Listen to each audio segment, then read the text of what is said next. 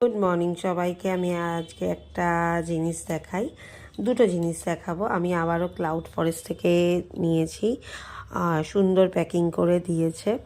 আর এই দুটো জিনিস আমার খুব পছন্দের, আমি আবারও তাই জন্য অর্ডার দিয়েছি। এটা দেখো, নিচে মস আছে আর ওপরে দেখো একটা এয়ারপ্লেন। আরেকটাও আমি শেলের ওপরে নিয়েছি, দেখো এটা কি সুন্দর দেখতে না। এটা জলই স্প্রে করতে হয় এই গাছগুলোতে, আর কিচ্ছু করতে হয় না, জাস্ট ঝুলিয়ে দিতে হয়।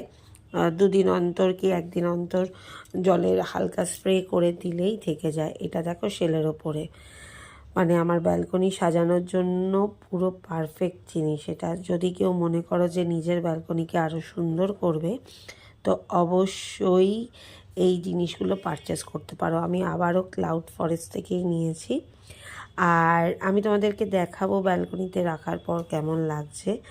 এই দুটো জিনিস কি সুন্দর না?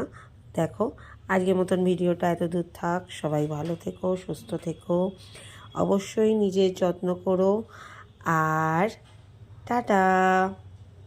অবশ্যই নিজের খেয়াল রেখো।